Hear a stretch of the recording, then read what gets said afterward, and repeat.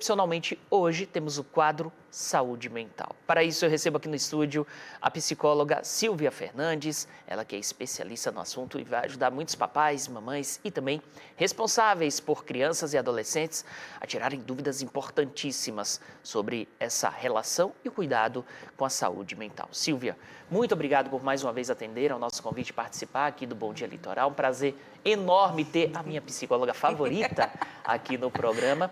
E eu começo a nossa conversa falando sobre a forma como a gente deve tratar a saúde mental nas crianças, mas com abordagem mesmo.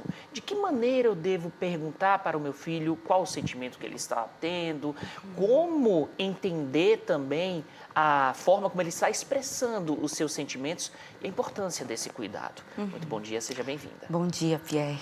Prazer imenso estar aqui novamente, sempre muito bacana. E eu sempre falo muito para os pais dos meus pacientes que a construção do relacionamento entre filhos e pais é diária, é uma troca de via de mão dupla, todos os dias é uma construção.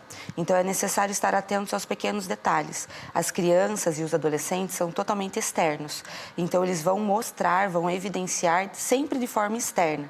Aquele momento que você está mais quieto, ou quando a criança é muito externa, muito extrovertida no caso, e acaba ficando um pouquinho mais quieta, ou quando vem com um comportamento diferente da escola. E aí é nesse momento que é importante abordar da forma que você conseguir achar melhor com o teu filho, a maneira, a linguagem que você perceber que ele vai entender melhor, e aí abordar, trazer, acolher esse espaço para ele poder conseguir conversar com você. O exemplo dos pais, ele também é muito importante. Então, a forma como eu trato as minhas emoções também é importante para mostrar para o meu filho uma maneira que é muito mais madura, ou pelo menos uma maneira aceitável de tratar as emoções. Esse exemplo dentro de casa é importante? É fundamental. As crianças aprendem muito por aquilo que não é dito, mas pelo aquilo que é visto, aquilo que não é verbal. Então, as crianças e os adolescentes são uma esponjinha. Então, eles absorvem tudo aquilo que a gente faz na rotina.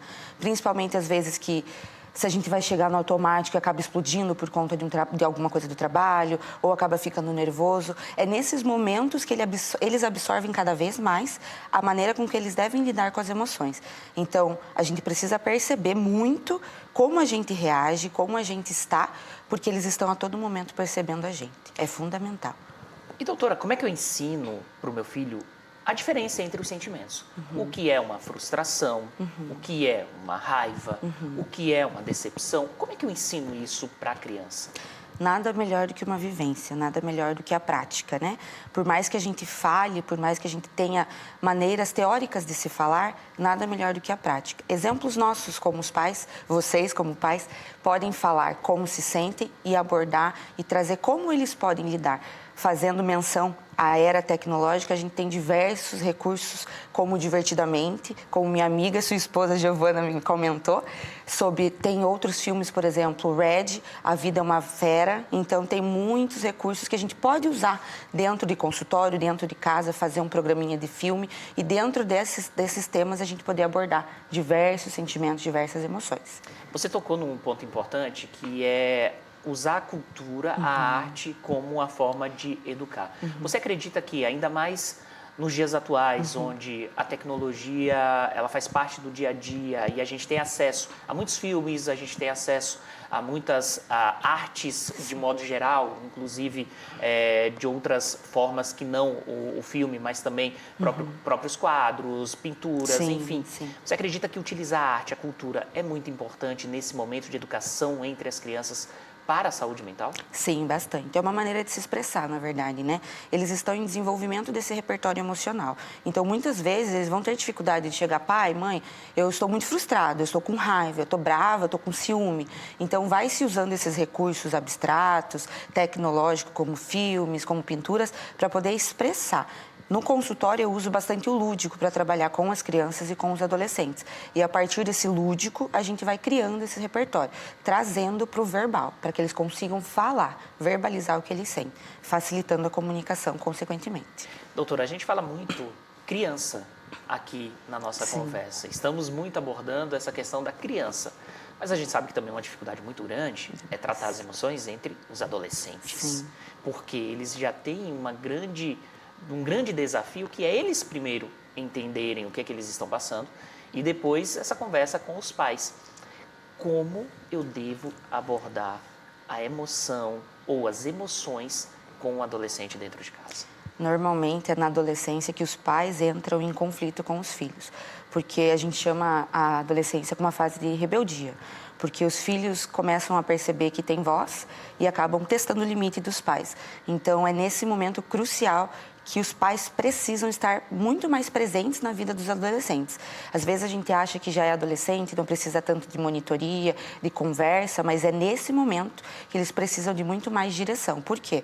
Além das questões hormonais que estão mudando a todo momento, o cérebro deles está a todo momento criando novas sinapses, novos neurônios, então eles precisam estar sempre com monitoria, sempre orientados para poderem ter esse caminho mais linear para poder seguir. Então é necessário, sim, muita conversa, muito tato, porque na adolescência eles acreditam que é tudo muito vergonhoso, tem muita vergonha, então é preciso ter, de fato, muito tato para conversar com eles. E esse acompanhamento profissional também é importante? Bastante, muito importante. Às vezes a gente acaba, como psicólogo, acaba sendo mediador dessa relação entre pais e filhos. Diversas vezes é necessário atender os filhos em paralelo com os pais, ou muitas vezes criar uma sessão em conjunto com os filhos e os pais para poder facilitar essa comunicação, esse diálogo com eles. E o resultado é maravilhoso. Para que os responsáveis e os pais por crianças e adolescentes saibam lidar com as emoções dessas crianças e adolescentes, desses jovens, é preciso também fazer um acompanhamento? Essa terapia, esse acompanhamento profissional também é necessário até para saber como lidar com esses desafios, Silvia? Sim, sim. Eu converso muito em diversos pontos que eu trabalho e falo, que antes de serem pais, antes de serem marido e mulher, eles são seres humanos. Antes de todos esses papéis sociais, eles precisam tratar a si mesmos, ter esse autoconhecimento, porque é na adolescência, novamente, que eles vão testar os pais.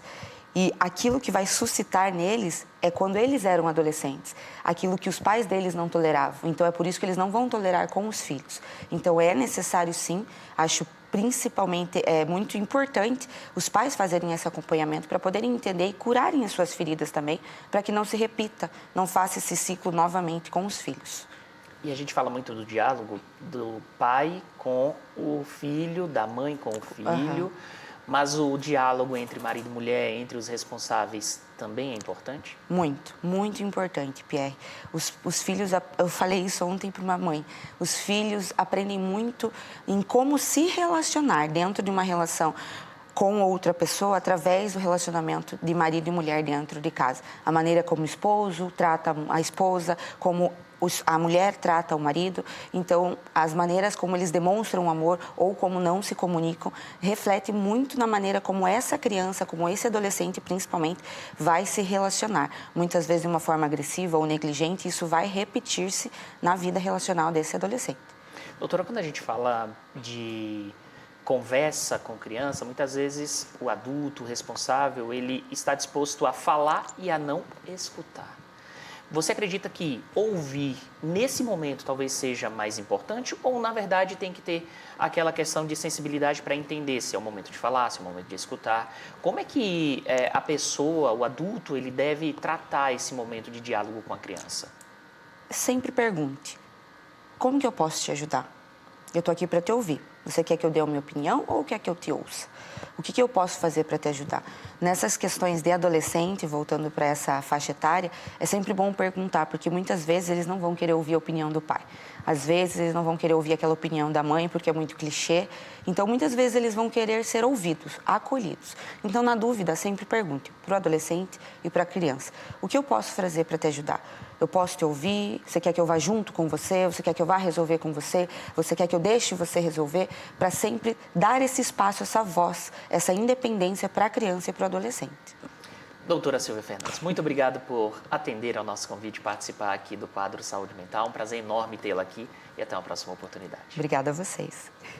E eu quero mandar um beijo especial para a vó Rosinha, que está ligadinha aqui no Bom Dia Litoral. Mandou até um bolo aqui para o pessoal do Bom Dia Litoral. Um beijo, vó. Obrigado pelo carinho. Também um beijo para a Silvana e toda a família